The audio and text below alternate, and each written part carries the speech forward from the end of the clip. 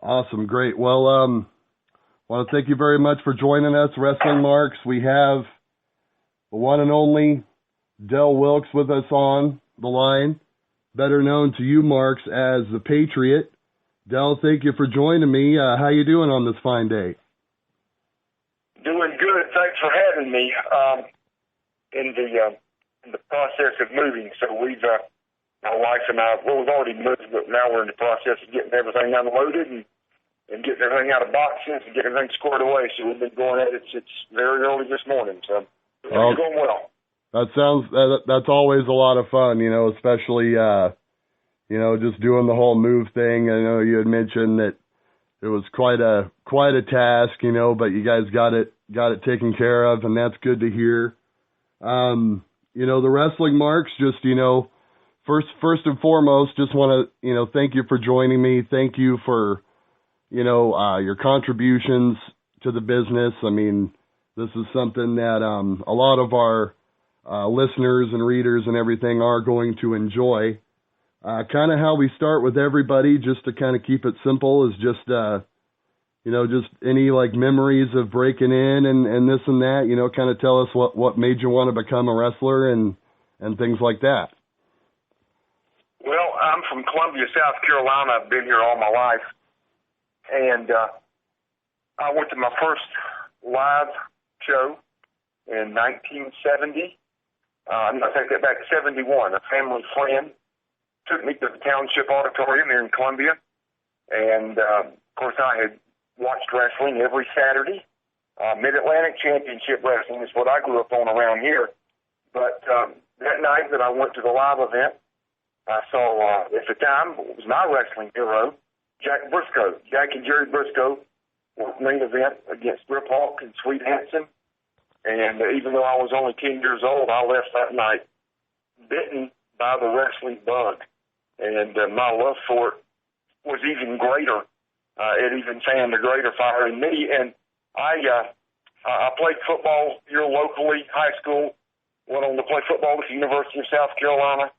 And I had determined in my heart that whenever football ended for me, whether it was immediately after college, whether I had an NFL career, and I had a very brief NFL career. I signed with Tampa Bay in 1985. They traded me to the Falcons in 86. The Falcons released me. So in 1987, I embarked on my wrestling career. The fabulous Moolah, who's probably the most famous lady wrestler of all time, is from Columbia. And she had a school here in Columbia. And so I paid my money and went through the school. It was more geared toward women. She had trained a lot of good lady wrestlers out of there, Wendy Richter, Leilani Kai, Judy Martin. But there had been some guys that had gone through there, but never any guys that had come out of there with any level of success. So there were a few guys hanging around that had gone up and worked for Vince and done enhancement matches for Vince back in the 80s. And those guys helped train me. And William would run shows here locally or throughout the state in front of very small crowds, high school gyms, VFWs, bars, any place we could put up a ring, right? And National Guard armories, and give us a chance to work in front of a crowd, no matter how small it was. But anyway, one night she had Wahoo McDaniel booked to work the show, and I met Wahoo. And Wahoo took me under his arm, and we hit it off very well. We had that football background in common, and he just took a liking to me and basically mentored me, and that was then how my career began to just sort of start taking off and going to the next levels. That's amazing. Talk about just being kind of crafted with the hands of legends, so to speak. You know what I mean? Just having no choice but to be great. You said that there's a lot of women in the class. I mean, did anybody else in your specific class make it on at all, or? No, there was never a guy that came out of Moolah's camp or Moolah's school that ever, besides myself, that ever really had a successful career. Now, like I said, she had quite a few girls over the years that came out of there and had good careers. But when I went through the camp, it was just me and a buddy of mine that graduated from the Citadel, which is a military college in Charleston, South Carolina. and we were very good friends, and both, wanted to pursue a career in professional wrestling. Now, it didn't work out for him, but fortunately it did for me. But no, there was never anybody else that came out of Moolah School as far as guys go that really ever had any type of career besides myself. Well, the fact, being trained by Moolah and getting your start on the independents and random cards throughout there, how exactly, I guess the next step from that would be how you got into the AWA with Vern Gagne and everything. How did that all come about? Well, that came about through Wahoo, because when Wahoo came down, Wahoo he lived in Charlotte. So he was living in an apartment in Minneapolis. He was working for Vern. He would still get in the ring on occasion, but he was basically in charge of talent evaluation, booking shows, things like that. And while he was in Charlotte for a couple of weeks, Moolah got him to work one of her shows. That's when I met him. And like you said, all I had done at that point was some independent stuff, or a lot of independent stuff. I had gone to Tennessee and worked there for a while for Jarrett and Waller, and things didn't work out there. So came back to Columbia and then ran into Wahoo. And after he got back to Minneapolis, he gave me a call and said, look, he said, I want to bring you guys up.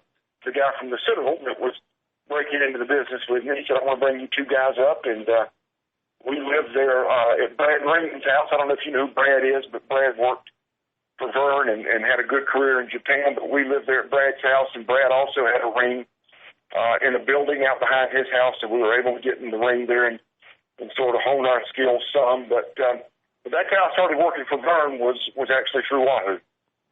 Wow, that's amazing. There's a lot of that I wasn't really aware of through, trying to do research, with talking with you. I mean, as far as when you broke into the AWA, where was it in time as far as like business wise? Was it still pretty hot? Was it kind of in the middle, or was it kind of towards the end? I mean, where exactly you think? It was when I got there, if it wasn't on life support, it was pretty close. Right. It had seen its better days. We didn't work a lot of shows. We had some talent that they would bring in, but it was guys that were sort of on the backside of their career.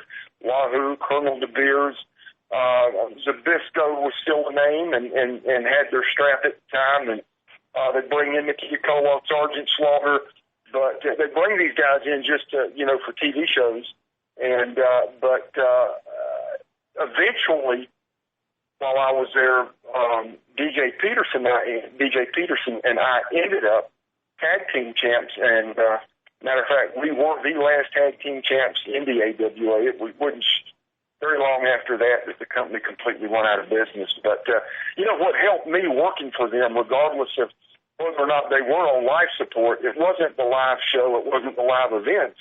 It was the fact that they were on ESPN every day from 4 to 5 o'clock. Right, exactly. I say every day, Monday through Friday, 5 days a week. We were on nationwide, if not worldwide TV.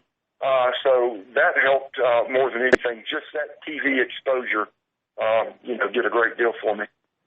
Right. I mean, and that's the thing. I mean, the exposure and getting the experience to go up there and work with those guys, and that was more or less where I was going with that, was just kind of like, what the general mood was. Of course, I was going to ask you about, closing down the company as tag team champs and everything. And so, from there, it looks like you went on to Global. How did that all come about?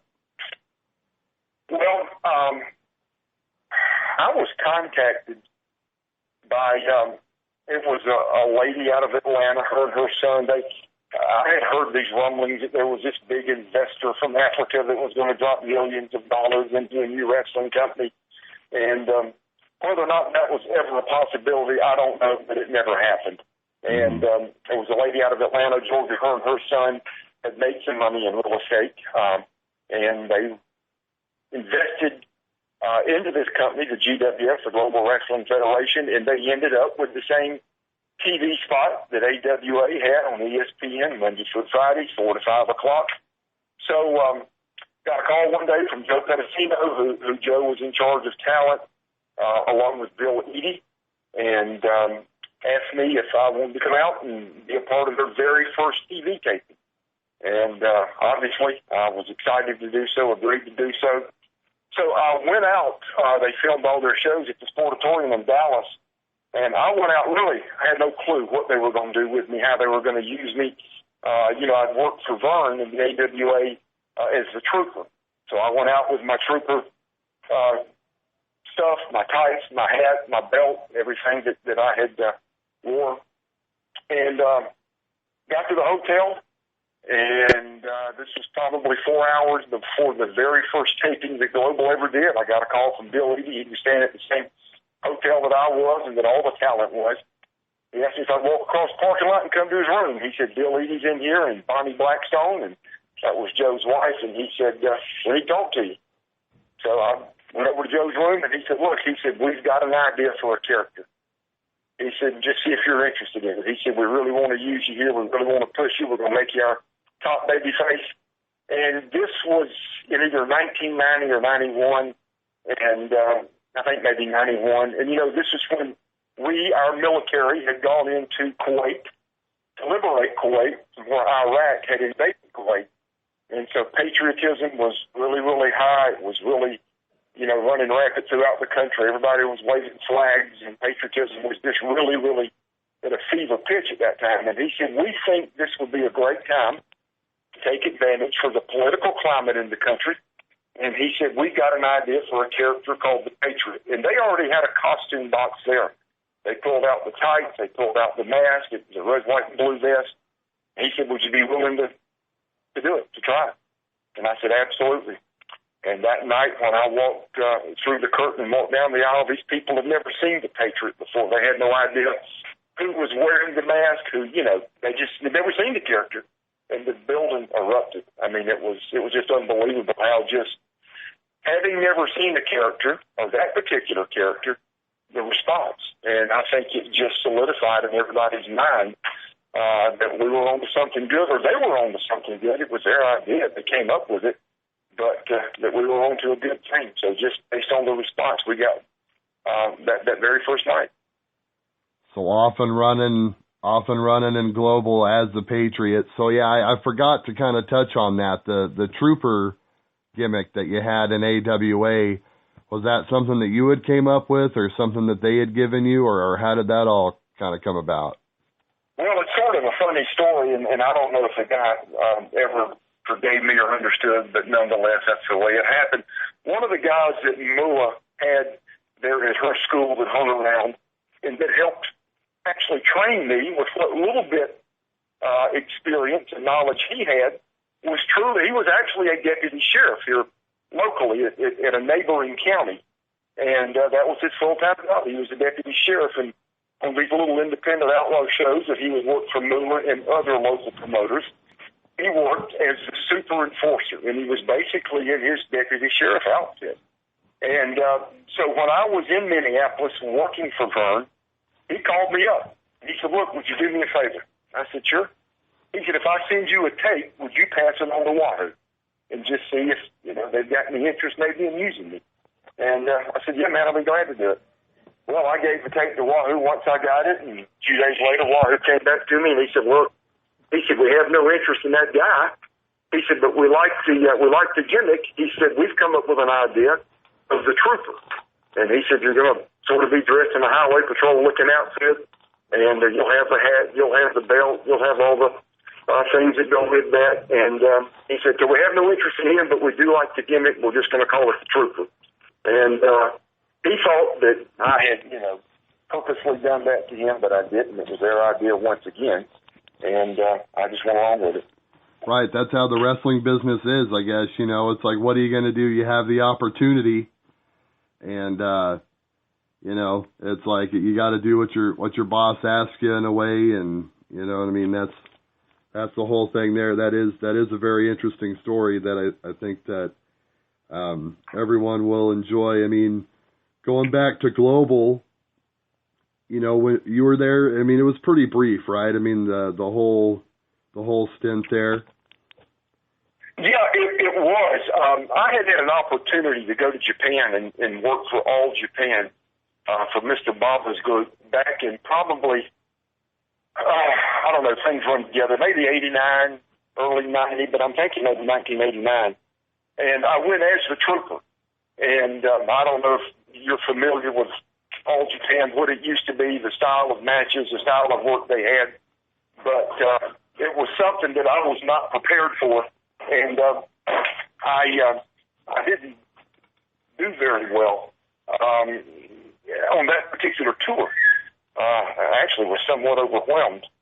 I mean, they had these long matches with 20-minute finishes and, 20, 30 false finishes, and it was just something I'd never done before. So I didn't do very well. I got back. The global opportunity came up, went there. Things went great. That gimmick took off, the Patriot, and everything went well. Well, I guess it was early 1992, I got a call back from Baba's office. They had seen tapes of me as the Patriot. Obviously, I had gotten better. I was more experienced. My work was better. They liked the character. They liked the gimmick. And so they asked me if I'd like to come back for another tour and another opportunity, which I thought originally I would never get from them. And so when I went in June of 92 to work that 3-week tour, they pulled me aside after I think it was 3 days and asked me if I wanted to work for them full time. And I did. And I told them that I would. So I never went back to Global. Now, they continued to run for a while after that, but, I never worked for them again. And back then, and I don't know if it's that way now, but back then, at that particular time, if you had an opportunity to work in Japan, and you could work in Japan, and you could get full-time work in Japan or consistent work in Japan, that was a feather in your cap, because I think with everybody inside the industry during that era, that if you could make it in Japan, like I said, if you could make it in New York, you could make it anywhere. If you could make it in Japan, you could make it anywhere. And so when they offered me the opportunity to work for All Japan full-time, then I was done with Global and never worked with them another day. Oh, absolutely. No, it's I talked to a few guys who have had a lot to say about their experiences in Japan and just how different it is, and the respect and the crowds and everything. Did you experience a lot of that? The crowds being different as far as, being quieter and things during the matches and other stuff that you weren't used to? Yeah, absolutely. There were times you felt like that you just couldn't get a response from them. Right. But then there were other times where it was phenomenal, but it was unusual. You could get responses off the simplest things. Two guys lock up, headlock, takedown, headlock, and then all of a sudden a clean break. And then, the crowd responds to that. It's just funny. They sometimes wouldn't respond to no matter what you did. And then there were times they would respond to the simplest things. But they were smart fans. But when I worked for Baba, it was, their business was at its zenith. I mean, they just sold out everywhere. You had Stan Hansen, Terry Gordy, Steve Williams, Doug Furness, Danny Crawford, Danny Spivey. That was the regular guys. Then you brought in guys like Andre the Giant, the British Bulldog, and Rick Rude on occasion. And, of course, you had the Funks. And you just had an unbelievable boatload of talent there. But it was a different type of style of work than it was here. Everything there was done in the ring. Our TV show consisted of nothing but matches. There were no interviews. There were no managers. There were no valets. There was no countouts. Every match had a clean 1, 2, 3 finish. There were no DQs. There was no outside interference. Every single match, somebody got their hand raised, the other guy didn't, or one tag team got their hand raised and the other guy didn't. So you had to put butts in the seat based on the action in the ring, the believability of what you did in the ring. And so I felt like I worked, at that particular time working for that company, I worked for some of the greatest workers, I think, that have ever lived and ever laced up boots. So it was just a phenomenal thing to witness that, to be a part of it, and to play a part of it. Loved it. Loved every minute of it. And that really says a lot about, you know, your experience and being able to do that and being able to have success over there. I have noted here that you even ended up winning tag team titles over there. Can you tell us a little bit about that? Yeah, we worked with some great tag teams and worked against some great tag teams. They ended up teaming me up when the first year that I worked there. I just basically worked in. And you do a lot of a lot of sort of oddball tag team matches over there. You may wrestle a guy one night in a singles match, and the next night he's your tag team partner. There just was no pattern, no rhyme or reason for how they did things. It was different, but they eventually put a partner with me on a permanent basis, a guy named Jackie Fulton, and Jackie's brother Bobby was one half of the Fantastics, and so Jackie was a good worker. They put a similar outfit on him and a similar gimmick on him and called him the Eagle. And so we worked with some great tag teams, the American guys like Gordy and Williams. And then you had the Can-Am Express with Crawford and Furnace. And then you had all the great tag team, the Japanese tag teams, and Kikuchi and Kabashi and Kawe and Kawada and Mazawa and all those guys you throw into the mix. But, yeah, they put the all-Asian belts on us. And you could see some phenomenal, probably some of the best matches that I've ever seen. Being in the business, being out of the business, were the tag matches that you saw in All Japan. It was just phenomenal.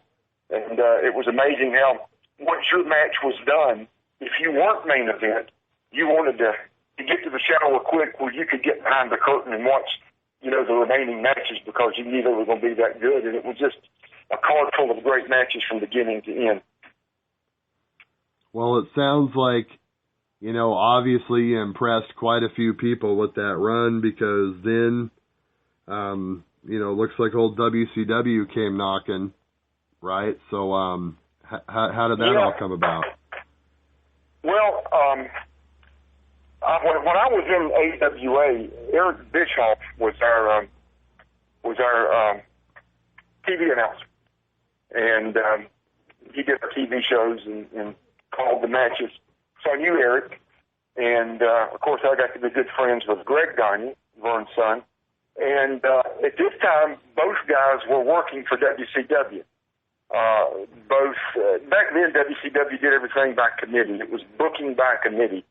It was just a large number of guys, I don't know, 10, 12 guys maybe, that were in charge of talent and booking and angles and things like that. Gagne being one of them. Of course, Bischoff was running the show, and Bischoff was in charge of everything. So Eric called me, and I went over to Atlanta and had a meeting with him and signed a 3-year deal with him, and was happy to be working back in the States and to be back home. I guess maybe the only negative drawback, or maybe two things about working in Japan and working for All Japan, due to the style of work, it was very physical. And so it seemed like, you know, injuries were more prevalent than the style of work here in the States. And then secondly, when I was over working in Japan, you'd be gone for 3 or 4 weeks at a time. And, you know, when you're a parent and you've got small kids and you're away from home for a month at a time, it seems like when you get back home, your kids have changed so much and they've done so many different things that you missed. So I wanted the opportunity to somewhat preserve my body and my health and get back to the States. And then also to be home a little more and to be closer to home because I could travel out of Columbia. Even though WCW was headquartered in Atlanta, you know, I did all my traveling out of Columbia, and we were never on the road for more than a week at a time, it seemed like. You'd have a couple of days off. So those were the main 2 reasons that I wanted to do it.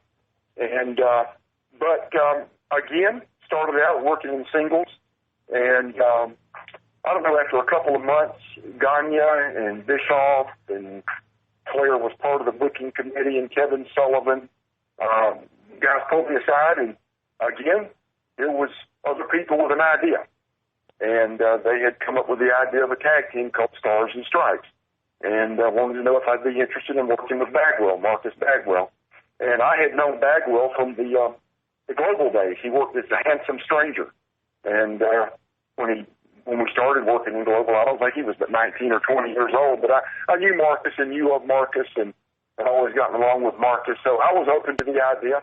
And, again, things went well. We ended up twice winning the tag team straps there, once over Orndorff and Roma, and the other time over the Harlem Heat. And so we were successful there and had a good run there. I had signed a 3-year deal, but after about 2 years of it, I don't know, I had just grown weary of, it was a very cliquish company. If you weren't friends with the guys that were part of the booking committee, I don't know, it was just a very, very, very cliquish company. And so after about 2 years, I was looking for a way out and was ready to leave, and eventually did. Of course, that's the whole thing. We've heard from several people that, of course, it was around the time when, when Hogan was first coming in too and everything, right? So I'm sure that kind of was getting everyone's attention, in a way, and ended up leaving WCW and going back to Japan, right? I did. Back to your point, and listen, I got along with everybody that I worked with, but once Hogan came in, and then Savage and Beefcake and the Nasty Boys, then it was that WWF clique. It was that Hogan clique, and everybody that had worked with him in New York kissing his rear end. And then you had that WCW, you had that Flair clique, and then you had that Kevin Sullivan clique. And, I prided myself that I never fit into anybody's clique. I felt like if my work was good enough and if what I was doing was good enough, then I didn't have to fit into a clique, that would speak for itself, and I could stand on my own merit. But it did. It just grew boresome and tiresome after a while, and I went to Bischoff and asked him if he would let me out of the last year of my contract. And I told him what my intentions were. I said, I'm going back to, got an opportunity to go back to Japan.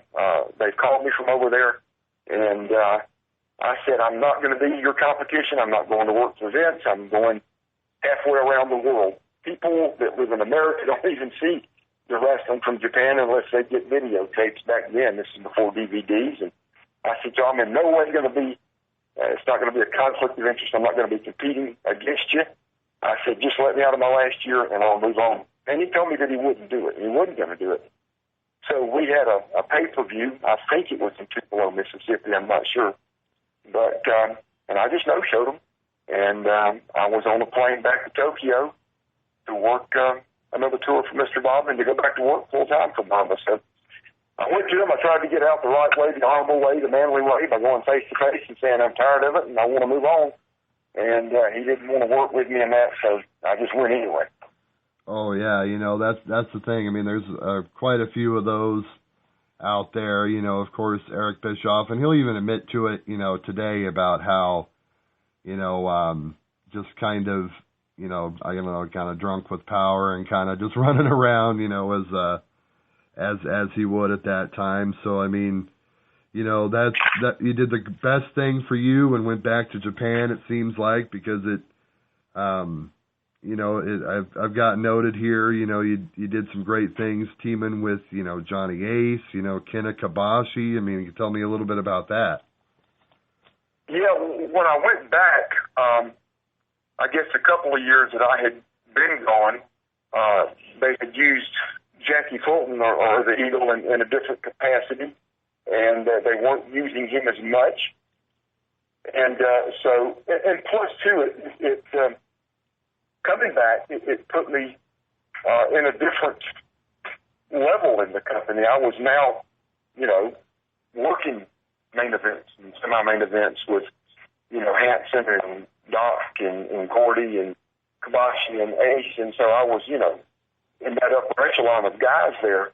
And so I teamed with Ace for a while, teamed with Kobashi for a while, who, in my opinion, is, I think, without question, the hardest worker, the toughest guy, and the best worker that I've ever been around. And that's saying a lot because I thought even, there were a lot of guys over there that probably could have fit into that category as the best worker I've ever been around. Zawa could have been one of them. And even though they were different styles, Gordy could have been one of them. Again, a different style, but Hanson could have been one of them. But I think if I had to pick one guy to say, hey, man, that was the best I've ever worked with, it would have been Kibashi. And when I was there the first time, they had sort of built up a little, not really an angle, but we had worked several single matches against each other, and had some great matches. And then when we became partners, again, had great matches. This time we were, working together instead of against each other. But not only tough, talented, but also a very good mind, a very creative mind.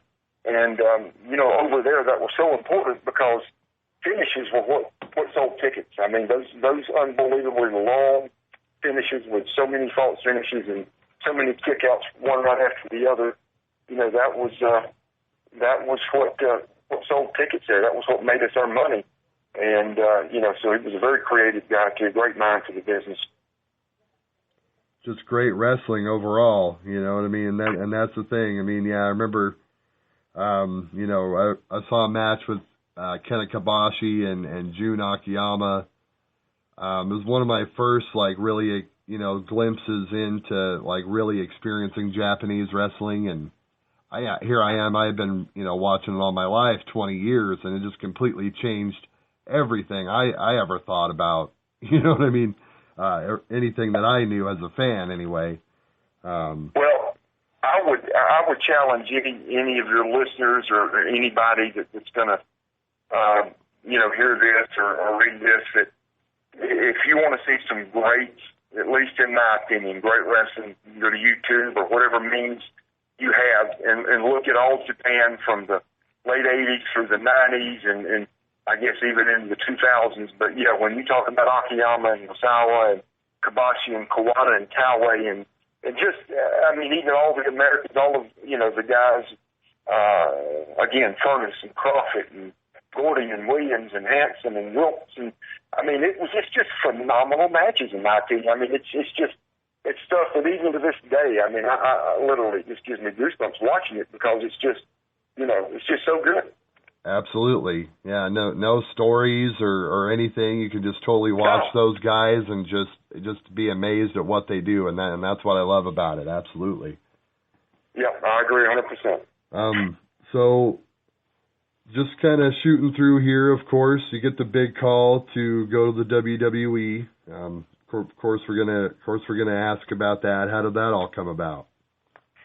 Well, I had worked for Vince on a few occasions since the early 90s.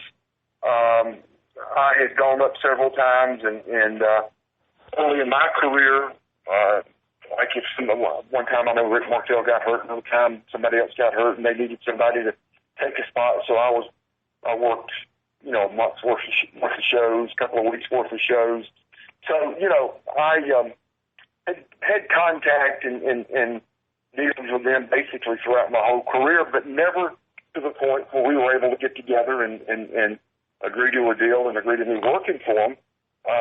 But at this particular time, I had experienced some pretty devastating injuries. I had torn a tricep twice in Japan. I tore it, had it surgically repaired. The doctor told me I needed to take a year off because of my occupation. He said, if you sit behind a desk, he said, you could go back to work probably within a few weeks, but you don't do that. So you're in a very physical industry, so you probably take a year off and let this thing heal properly so you can go back to doing what you do. Well, I took about 4 months off and went back, and it tore again, and I had blown my knee out. So I'd started having some injuries that were, letting me know that, man, I even though I love working over here, I love the style, I love working with the guys and these great workers, my body's just falling apart on me. And I need to get back to the States where things are a little easier on your body, where if you're working a house show, you can walk and talk and sometimes not touch anybody for 10, 15 minutes. Right. I've got to preserve myself. And Bruce Pritchett was working there, and I'd known Bruce for a long time. And he set up a meeting with Vince and myself, and of course Crawford and Furnace were working there at this time too, Can-Am Express. And so I flew up and had a meeting with Vince and JR, and I knew Jim Ross from way back as well. So I had several people there that I'd known for quite a while, and had a good meeting with Vince, and everything went well, and he wanted me to work for him, and I wanted to work for him, so signed a 3-year deal with him. And so that's when I went to work for what was then the WWF, now WWE. Right. So what was that debut like? I mean, coming out on Raw, just like, you know, completely unexpected. You know, you came out as kind of backing as part of a team, right? Kind of tell us a little bit about that debut. Yeah, they had some kind of angle going on with, of course, the Hart Foundation, and which was Brett and Owen and Bulldog and Pillman, and there may have been somebody else. And so that very first night, I think they had, at the beginning of the show, they had Austin and I think Sid and Shamrock, maybe myself, you know, walk out as sort of opposition to them. And there may have been somebody else in our group, and I can't remember. But yeah, it was totally unexpected. Nobody knew it was coming. And immediately, you know, because of the Hearts and the Canadian angle and the Patriot, the American angle, immediately started working with Brett pretty quickly in an angle there with, you know, pitting the American against the evil Canadian. And so really just started out basically right away, you know, not long after I got there working an angle with Brett. Yeah, and that's the great thing that I remember about that whole thing too, was I was like, wow, you know, here's a guy, you know, he's coming in and just like at just the hot moment, you know, with that angle that's going on, you know, just get shot right into the program with Brett. Of course, had the big pay-per-view match with him on the card, the Ground Zero card. What are your memories of that in particular? Well, I enjoyed working with Brett. In a lot of ways, Brett sort of had that Japanese mentality about him. You know, and that's what I liked as well. I was of the same mindset. Very little nonsense in the matches. You know, no comedic points. You know, just get in the ring, work hard, and let's put on a good show. Let's have a good match. You know, let's put in some time. And so I enjoyed working with Brett. You know, true professional. And of course, as a result of that, you know, got to work with Owen and Pillman, and of course I've known Pillman for a long time. Matter of fact, Pillman and I played against each other in college. My junior year at South Carolina, Pillman was a starting nose guard for Miami of Ohio, and they came to Columbia and played against Pillman. And so actually had a good relationship with Brian for a number of years. But again, you know, working with great workers and good workers, but a completely different style than what I had been used to. Now, Brett was more, you know, in line and probably had a lot of that mindset that I had just come from in Japan than the other guys did.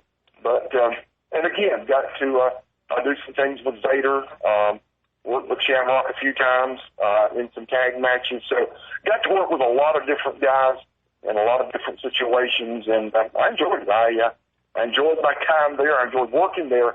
But again, the injury issue was rearing its ugly head and just causing me a lot of problems. And, you know, I felt like preventing me from doing things in the ring that I wanted to do, that I used to could do.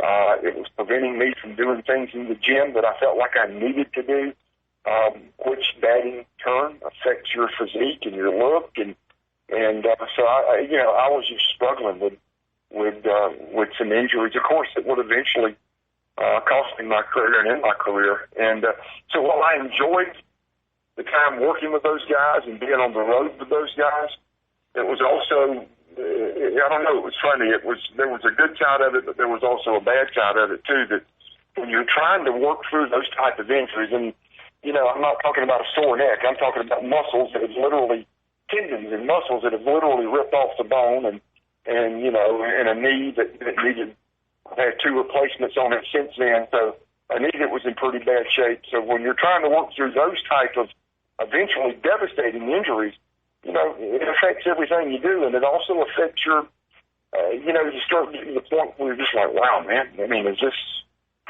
worth it? I mean, you're in pain every night, you're hurting every night, you're limited in what you can do. You're starting to just, I don't know, you're just starting to question is, how much longer can I continue to do this? And, of course, those injuries eventually did, not very long down the road, cost me my career. Yeah, and that's it's very unfortunate, especially you look back on the whole thing. I was really enjoying your run. I know a lot of the other marks, a lot of the other fans were as well, and it just seemed like, wow, just like all of a sudden no more Patriot, and it's just to think, I mean, that's like really right before WWE started booming again, and I just think, to have a guy with your work rate, and everything in there, and your personality, I mean, what might have happened, and and unfortunately cut very, very short. But you don't seem to have too many regrets, of course. I mean, you don't seem to be one of those guys that's like really out there, doing like every kind of signing you can get, and, sort of a thing. You kind of, prolonged your enjoyment of life past wrestling, I mean, tell me a little bit about that. Well, for whatever reason, I've always been able to do that. And to me, life it's like a book. There are chapters. And when those chapters end, you move on to the next chapter. And I saw it in football, I saw it in wrestling, and I promised myself, and that's just not my personality anyway, to be one of those guys that just could not let it go and just trying to hang on and hang on and hang on. And I remember when I was just in the infancy of my career, when I'm working in front of 200 people in Connersville, North Carolina, and there's guys, and I'm not going to mention names, but there are guys that I had respect for that I watched when I was literally a kid. These guys were iconic figures in the wrestling business, in the wrestling industry. And here they are, for whatever reason, they're back where they started, working in front of 200 people in a small town in North Carolina. And I just thought to myself, man, I don't want to do that. Whenever it's over for me, I want to move on. I don't want to, drive all over the country working for $300 a night and working where you can smell the popcorn and you can hear the front door open and you got 50, 75, 100 people there. I don't want to do that, and I'm not going to do that. And I thank the Lord that I haven't. I mean, when it was over, it was over. You move on. You just go to the next chapter in your life. I'm very proud of what I did. I think it's a great business. It's a great industry. I had a good career. Would I like for it to be longer? Absolutely. But I had no control over that. And, things happen for a reason. The Lord has a plan for all of us. And when it was over, as a matter of fact, the day I decided I could no longer go, I was on a conference call. My doctor, my orthopedic surgeon, Vince, and Jim Ross. And we were all on the phone together. And Vince said, Bill, he said, we've been talking to your doctor, and he said, he just tells us that your body's beat up, man. You're just, through football and wrestling and the years you spent in Japan, that, you just worn your body out. And he just doesn't think that you can physically continue to do what you need to do. He said, how do you feel about it? And I said, Vince, I agree 100%. I said, I just got to the point where I almost dread packing my suitcase and just having to fight through these injuries and work through them. And he said, I tell you what we'll do. He said, get healed. Have whatever surgeries you need. Get your body healthy. And then if you want to come back and work, you got a job. And if you want to work on a limited schedule, you can do that. And he said, the door's open here for you. We'll work with you anyway we had to. Well, we need to or have to. And one of the surgeries that I had to have was the surgery to reattach my tricep tendon to the elbow. And after about a month after surgery, I started having major problems. My arms swelled up real bad, my fingers, my hand. It was just burning continuously. So I went back to the doctor, and found out that I had a real bad staph infection that had set up in that surgical wound. So I had to have another surgery. And this surgery, I've got about a 7-inch scar on the back of my right tricep. They did not put a single stitch in this surgical wound. It was an open surgical wound, and the reason was they wanted it to drain where all the infection could get out, and they wanted it just to close and heal on its own. And I asked the doctor after surgery, I said, how long will it take this thing to close? He said, maybe 9 months. Well, it took over 2 years. So I was in no condition to go back if I'd have wanted to go back. And I had an open surgical wound on the back of my arm that took almost a little over 2 years to completely close. Wow. So, it was just, it just wasn't meant to be.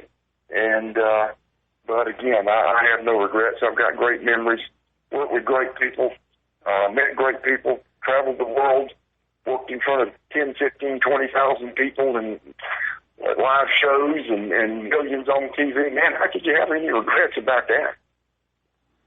Oh, no, absolutely not. A great career. Definitely, a lot of things that I've learned from this as well. I mean, of course, as far as like career-wise, that's pretty much it. I wanted to kind of throw a few things out to you, as well, beyond that. Sure. Do you watch the product today at all, or just? Occasionally. Yeah. I would rather go back and watch old tapes or DVDs and or YouTube, from my time and even before. But yeah, I do. One of the reasons I don't watch an awful lot of it is there's nobody left working when I was working. Triple H works occasionally, I guess, and I guess Taker works once a year. And, to my knowledge, those are really the only two guys left from my era and my generation. But, like this past Monday night, I watched it for about 45 minutes, and it's changed. And it doesn't matter whether I like it or not, it's changed. And, it's just a lot more, I don't know the exact word to use, but it's just goofy. It's hokey. Right. And, it used to be, and again, I realize things have changed and the way people are entertained has changed, but it used to be you wanted to protect the integrity of the business, and while people may have wondered and doubted, was it real, is it not, is it predetermined, but now, they make it so obvious, and it is. It's just like watching a bad reality show a lot of times, and I watched that, what is it, the other one, not WWE, but TNA? Right, yeah. Yeah, I turned over to it about a month ago, whatever night they come on. And I said, well, let me watch a little bit of this product. And I've watched some of their product from time to time. Well, the first thing I get is there's two guys out in the woods, one with a big walking stick, the other one dressed up like a bunny rabbit or a kangaroo or something. And I thought, what in the name of blue blazes has this got to do with wrestling? Yeah. And, it was like they were on a treasure hunt out in the woods. And I thought, wow, boy, I long for the days of All Japan where you just could watch guys get in the ring and have a good match. But it's just not that way anymore. Right, exactly. Just clogged with stories. I was talking with a wrestler one time, and he told me how he had timed a TNA wrestling episode and how it was a good, 46 or something minutes, maybe not that long, into the program before he actually saw a wrestling hold applied. So, that just goes to show you sometimes. Yeah. Another little thing I wanted to ask you about here, Tom Brandi stealing your gimmick. Can you talk about this at all? Is there anything that ever happened with that? No. Gladly. Yeah. It's crazy. It really is, and it's sort of maybe sad and pathetic on Tom's part. But I saw on the internet a while back. I don't know, and I don't even own a computer. The only time I get on a computer is when I go to work, and I may look at some stuff on it. So I'm not a very tech-savvy guy. I don't get into Facebook, and my wife does that, but I don't. And any of that. Anyway, one day, somebody, I don't know if they called me or I run into somebody somewhere and said they saw on the internet where I had sold that to Tom Brandi. Well, that's a lie. I didn't. I've never even talked to Tom Brandy about it. The only time I've been around Tom Brandy in my life was he came over and worked one tour for us in Japan. I think it was one. It may have been two. But it was a very short-lived career over there. He didn't fit in with any of the guys. And the guys getting along, you're on the same bus for hours at a time. You're in the same locker room, the same hotel room, the same gym, the same restaurants. So a cohesive group is very important. And Tom just didn't fit in. I hate to say it, nobody liked him, and they made it very known to bother. And so after one or two tours, he never came back. That was the only time I've ever been around the guy. And then I realized that he's running around, calling himself the Patriot. And this is, it's a free country. If you want to do that, so be it. I mean, I'm not going to fight you over it, beat you up over it, or take you to court over it, or anything like that. But if you were so good, if Tom Brandy was so good, why do you have to be somebody else and pretend to be somebody else? And another thing that got me is I know for a fact that he has sold pictures of me as himself. Oh, wow. It's one thing to put the gimmick on and call yourself the Patriot and have somebody take some pictures or go have pictures made and so on. But when you're taking pictures of Del Wilkes and you're someone that shows and it's just crazy. But if that's the only way he can still hang on and have somewhat of a little twinkle of a career in this business, then, that's on him, man. But no, I never sold him anything, never even talked to him about it, never gave it to him or anything like that. Just ridiculous. Telling you, Del Wilkes, it's a class act all the way right there. You know what I mean? Just, why even get into the ugliness of it? You know what I mean? Of course, you're better than kind of giving him the time of day as far as that goes. You know what I mean? And that's the whole thing. I mean, Tom Brandy, who, you know what I mean? It's like, I don't know how much, stuff he's done out there, but I mean, other than that, I mean, just to kind of wrap it up with you, I know we've kind of ran a little long here. Do you have a quick road story or two you want to throw out there real quick? Some kind of funny little something you want to share with us? Well, there's a lot of them, but most of them are probably R-rated, X-rated, and that's probably not something that I want to share. But I don't know. There's so many. There are just so many stories. So many memories of being on the road and being with the guys, and just guys pranking each other and things like that. And I wouldn't know where to start. I don't know that I've got a particular one, but just a lot of great memories from being on the road with the guys. And I, been on planes where I've seen guys get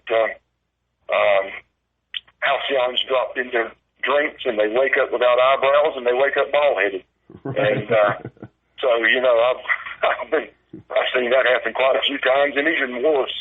And stories that I'm not going to relate or not going to throw anybody's name out there. Like they say, what happens in Vegas stays in Vegas, and what happens on the road, I guess, should stay on the road and stay between the participants and those that watched it and saw it.